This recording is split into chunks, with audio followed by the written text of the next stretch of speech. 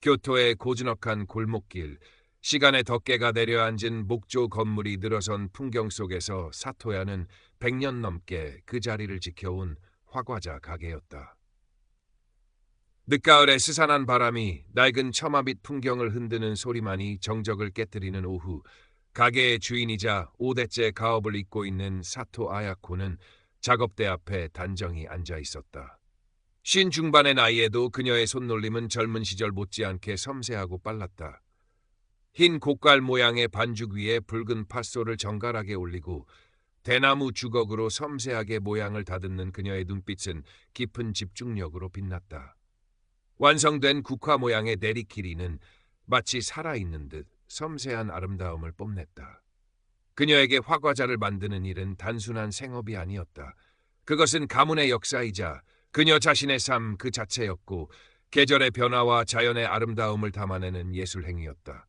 하지만 최근 몇 달 아야코의 마음 한구석에는 좀처럼 가시지 않는 불안감이 희미한 얼룩처럼 번져가고 있었다. 남편 사토 켄지의 변화 때문이었다. 30년 넘게 함께 살아온 남편이었다. 젊은 시절 화과자 가게의 외동딸인 자신과 결혼하며 대릴사위로 들어와 가게 경영을 돕기 시작했을 때만 해도 그는 성실하고 믿음직스러웠다. 그러나 일본 전체가 버블 경제의 광풍에 휩싸인 1980년대 후반에 들어서면서 켄지는 조금씩 변하기 시작했다. 그의 입에선 시대가 변했다. 언제까지 이 낡은 가게에만 매달려 살 거냐는 식의 불만 섞인 말들이 잦아졌다.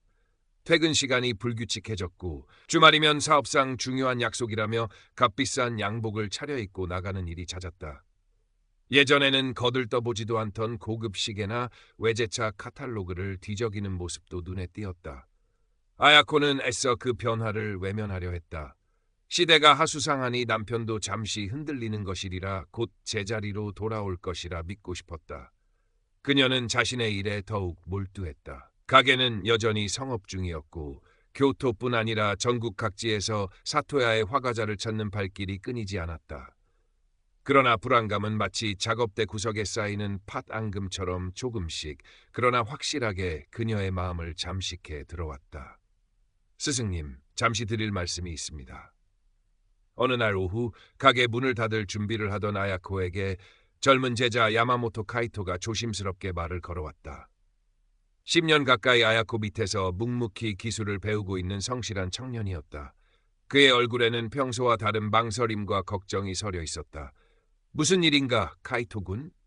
아야코가 부드럽게 물었다. 저 사장님께서 요즘 가게 공금을 조금씩 가져가시는 것 같습니다. 그리고 며칠 전 밤에 기온거리에서 젊은 여성분과 함께 계신 것을 우연히 보았습니다. 제가 잘못 본 것일 수도 있지만... 카이토의 목소리는 점점 작아졌다. 아야코는 순간 숨을 멈췄다. 심장이 차갑게 내려앉는 기분이었다. 애써 태연한 표정을 지으며 카이토에게 신경 써줘서 고맙네, 내가 알아보겠네 라고 말했지만 그녀의 손은 미세하게 떨리고 있었다. 카이토가 돌아간 후 아야코는 한동안 작업대 앞에 우두커니 서 있었다. 희미하게 감지했던 불안감이 순식간에 거대한 의혹의 그림자로 변해 그녀를 덮쳐왔다. 그날 밤부터 아야코는 켄지를 주의 깊게 관찰하기 시작했다. 마치 처음 만난 사람을 대하듯 그의 사소한 행동 하나하나, 말투의 미묘한 변화까지 놓치지 않으려 애썼다. 그녀는 켄지의 서재를 몰래 뒤져보았다. 평소와 달리 깔끔하게 정돈된 책상 서랍 안쪽에서 낯선 명함 몇 장과 고급 레스토랑, 보석 가게의 영수증 뭉치가 나왔다. 그녀가 알지 못하는 이름의 회사 명함, 그리고 혼자서는 결코 가지 않을 법한 장소에서 사용된 거액의 카드 영수증들이었다. 아야코의 심장은 불안하게 뛰기 시작했다. 단순한 바람이 아닐지도 모른다는 불길한 예감이 엄습했다. 며칠 후 켄지는 아주 중요한 고객에게 선물해야 한다며 아야코에게 특별한 화과자 세트를 주문했다. 그것은 단순한 화과자가 아니었다. 몇 해 전 결혼 30주년을 기념하여 아야코가 특별히 고안한 디자인이었다. 영원한 사랑을 상징하는 한 쌍의 학이 섬세하게 조각된 데리키리와 부부의 앞날을 축복하는 의미를 담은 금박 장식의 양근으로 구성된 오직 두 사람만을 위한 의미가 담긴 작품이었다. 아야코는 잠시 망설였지만 고객용이라는 말에 애써 의심을 누르며 며칠 밤낮을 꼬박 세워 정성껏 화과자를 만들었다. 그녀는 자신의 손끝에서 탄생하는 아름다운 과자를 보며 부디 이 선물이 남편의 사업에 좋은 결과를 가져다 주기를, 그리고 이 불안한 시간이 어서 지나가기를 속으로 빌었다. 켄지는 완성된 화과자 세트를 받아들고는 만족스러운 표정으로 황급히 집을 나섰다. 아야코는 그의 뒷모습을 보며 착잡한 마음을 감출 수 없었다. 저 화과자가 향하는 곳은 정말 중요한 고객일까? 아니면... 의혹은 현실이 되어 아야코의 삶을 송두리째 흔들었다. 며칠 뒤 도쿄에 사는 딸 미카에게서 전화가 걸려왔다. 엄마, 혹시 아빠 요즘 도쿄에 자주 오세요? 얼마 전에 친구가 백화점 VVIP 라운지에서 아빠를 봤다는데 웬 젊고 화려한 여자랑 같이 계셨대요. 그리고 그 여자 손에 들려있던 화과자 상자가 꼭 엄마 가게 것 같았다고. 미카의 목소리는 걱정스러웠다. 아야코는 전화기를 든 손이 차갑게 식어가는 것을 느꼈다. 심장이 얼어붙는 듯했다. 미카에게는 애써 아무렇지 않은 척 내 아빠가 사업 때문에 바쁜가 보구나. 걱정 마라. 꼬마라고 전화를 끊었지만 그녀는 더 이상 견딜 수 없었다. 온몸에 피가 거꾸로 솟는 듯한 분노와 배신감이 그녀를 사로잡았다. 아야코는 떨리는 손으로 켄지의 서재를 다시 샅샅이 뒤졌다. 이번에는 좀 더 깊숙한 곳, 잠겨있던 서랍을 예비 열쇠로 열었다. 그 안에는 그녀가 상상했던 것보다 훨씬 더 끔찍한 진실이 숨겨져 있었다. 낯선 이름의 부동산 계약서, 가게터를 담보로 받은 거액의 대출 서류, 그리고 타나카 유미라는 젊은 여성의 이름으로 된 고급 아파트 임대 계약서까지 모든 조각들이 맞춰졌다.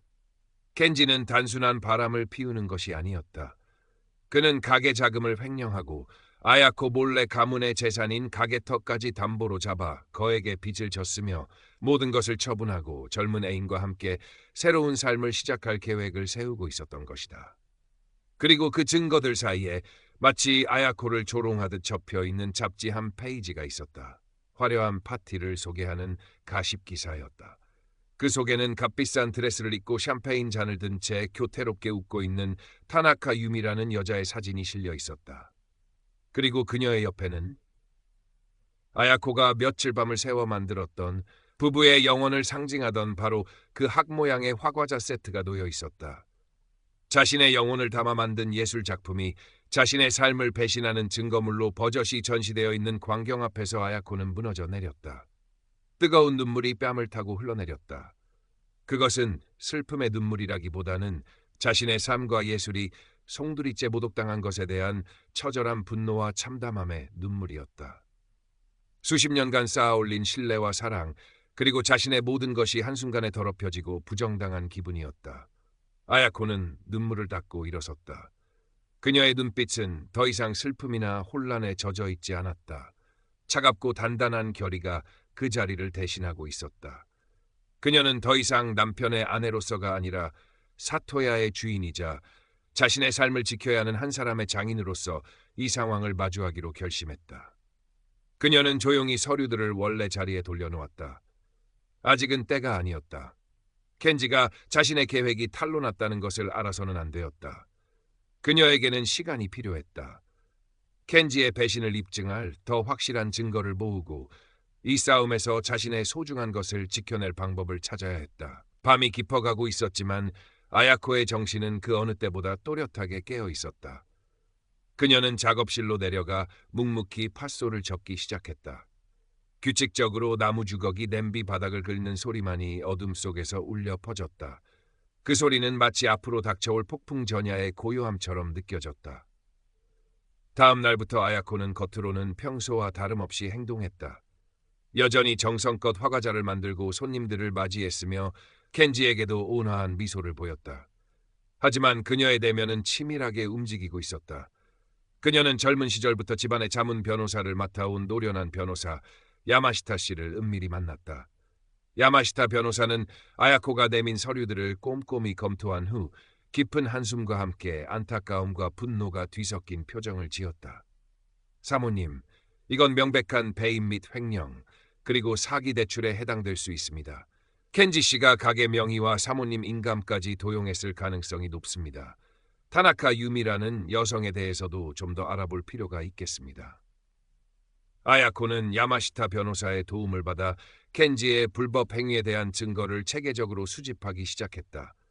가게 회계 장부를 면밀히 검토하여 자금 유용 내역을 파악하고 켄지가 드나들었던 은행 지점을 통해 대출 관련 서류들을 확보했다.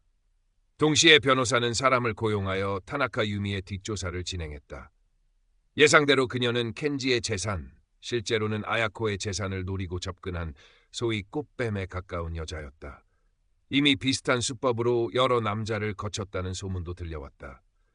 버블 경제가 만들어낸 허영과 탐욕의 그늘 속에서 기생하는 존재였다.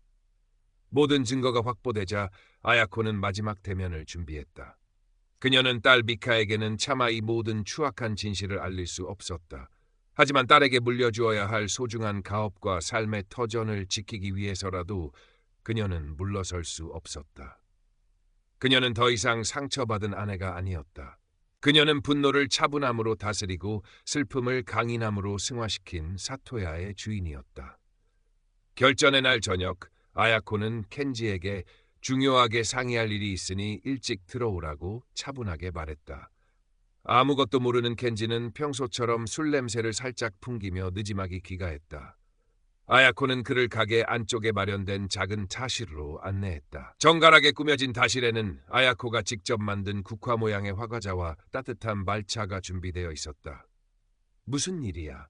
갑자기 타실에는? 켄지가 의아하다는 듯 물었다. 아야코는 말없이 켄지의 앞에 서류 뭉치 하나를 내려놓았다. 켄지가 몰래 빼돌린 가게 자금 내역서, 가게터를 담보로 받은 대출 계약서 사본, 타나카 유미 명의의 아파트 임대 계약서, 그리고 타나카 유미가 문제의 화과자 세트를 들고 웃고 있는 잡지 사진까지. 켄지의 얼굴이 순식간에 하얗게 질렸다. 그는 당황하여 어쩔 줄 몰라 하며 변명을 늘어놓기 시작했다. 아니, 이건 오해야. 당신이 생각하는 그런 게 아니라고. 사업상 필요해서 그 여자는 그냥... 아야코는 그의 말을 차갑게 끊었다. 됐습니다. 더 이상 변명은 듣고 싶지 않아요. 그녀의 목소리는 놀랍도록 차분했지만 그 안에는 강철 같은 단호함이 서려 있었다. 당신이 지난 몇 년간 내 뒤에서 무슨 짓을 해왔는지 이제 다 압니다. 가게 돈을 횡령하고 내 허락 없이 이 신성한 가게터를 담보로 추잡한 여자와 놀아날 돈을 마련했더군요. 심지어 이 모든 것을 팔아치우고 도망갈 계획까지 세웠다는 것도. 아야코는 잠시 말을 멈추고 켄지의 눈을 똑바로 응시했다. 그의 눈동자는 공포와 당혹감으로 흔들리고 있었다. 당신이 사랑한다고 믿는 그 여자 타나카 유미에 대해서도 알아봤습니다. 당신의 돈, 아니 정확히는 내 돈을 보고 접근한 여자일 뿐이에요.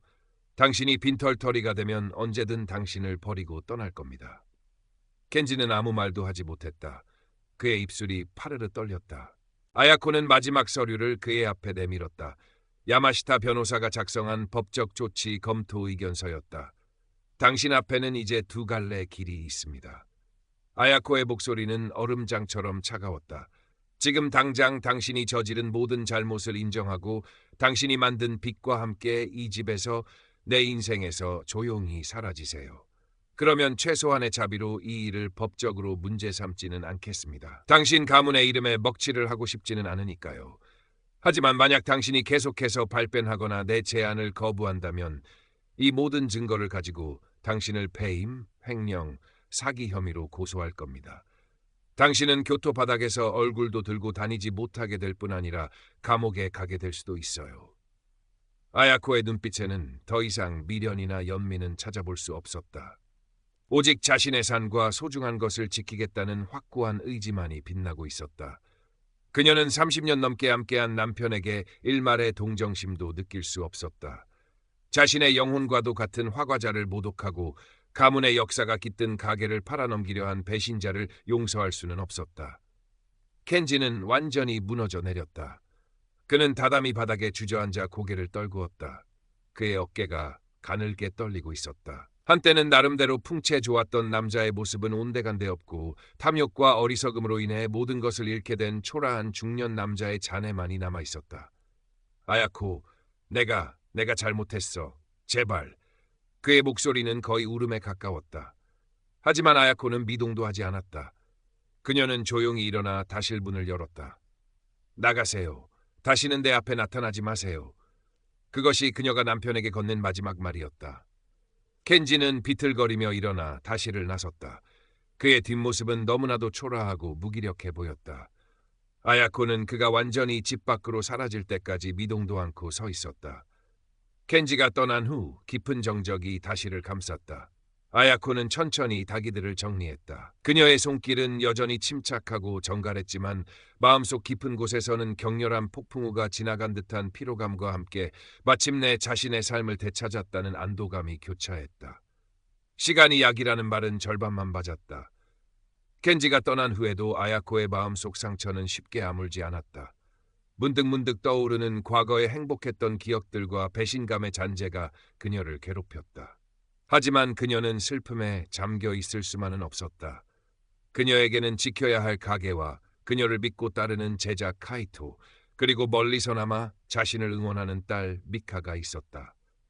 켄지는 아야코의 제안대로 조용히 사라졌다. 그가 어디로 가서 어떻게 살고 있는지 아야코는 알지 못했고 알려고 하지도 않았다. 다만 풍문으로 그가 타나카 유미에게 버려지고 사기꾼들에게 남은 돈마저 뜯긴 채 어디론가 잠적했다는 소식이 들려올 뿐이었다. 아야코는 그 소식을 듣고도 아무런 감흥을 느끼지 못했다. 그저 스스로 선택한 길의 끝이 그러하리라 짐작했을 뿐이었다. 아야코는 다시 자신의 일상으로 돌아왔다. 매일 새벽같이 일어나 가게 문을 열고 정갈한 마음으로 화과자를 만들었다. 그녀의 손끝에서 피어나는 섬세한 꽃들과 계절의 풍경들은 여전히 아름다웠다. 어쩌면 이전보다 더욱 깊은 성찰과 강인함이 담겨 있는 듯했다. 그녀는 제자 카이토에게 더욱 엄격하면서도 자애롭게 기술을 전수했다. 카이토는 스승의 아픔을 묵묵히 지켜보며 더욱 성실하게 그녀를 도왔고 어느새 사토야의 든든한 기둥으로 성장해 있었다. 가게는 어려움을 딛고 다시 안정을 찾았다. 버블 경제의 광풍이 서서히 잦아들면서 사람들은 다시 화려함보다는 진정한 가치와 전통을 찾기 시작했다. 사토야의 화과자는 변함없는 맛과 정성으로 교토 사람들의 사랑을 받았고 아야코의 명성은 더욱 높아졌다. 어느덧 겨울이 지나고 교토에도 봄 기운이 완연했다. 가게 앞 작은 정원의 매화나무가 수줍게 꽃망울을 터뜨리던 날 도쿄에 사는 딸 미카가 오랜만에 가게를 찾아왔다. 몰라보게 성숙해진 딸은 아무 말 없이 어머니를 꼭 안아주었다. 엄마, 그동안 얼마나 힘드셨어요. 아야코는 딸의 따뜻한 위로에 그동안 애써 눌러왔던 눈물이 왈칵 쏟아질 뻔했지만 이내 옅은 미소로 답했다. 괜찮다 미카, 다 지나간 일이야. 모녀는 오랜만에 마주 앉아 따뜻한 차를 나누며 조용히 이야기를 나누었다. 미카는 더 이상 아버지에 대해 묻지 않았다. 그저 묵묵히 어머니의 곁을 지키며 그녀의 강인함을 존경의 눈빛으로 바라볼 뿐이었다. 미카가 돌아간 후 아야코는 다시 작업대 앞에 앉았다. 창밖으로는 봄 햇살이 따사롭게 쏟아져 들어오고 있었다. 그녀는 막 피어나기 시작한 벚꽃을 형상화한 새로운 화과자를 만들기 시작했다. 분홍빛 앙금을 섬세하게 매만지는 그녀의 손길은 더없이 평온해 보였다. 배신의 상처는 깊었지만 그녀는 그 상처를 딛고 일어섰다. 자신의 삶과 일, 그리고 소중한 가치를 지켜냄으로써 스스로를 구원한 것이다. 그녀는 완성된 벚꽃 화과자를 조용히 바라보았다. 덧없이 피고 지는 꽃잎처럼 인생의 시련도 언젠가는 지나가리라. 중요한 것은 그 시련 속에서 무엇을 선택하고 어떻게 살아남느냐 하는 것임을 그녀는 깨달았다. 신뢰가 무너진 자리에는 깊은 상처가 남았지만 그 상처마저도 끌어안고 앞으로 나아갈 힘이 그녀에게는 있었다. 그녀의 얼굴에 잔잔한 미소가 떠올랐다. 그것은 모든 것을 용서한 미소는 아니었지만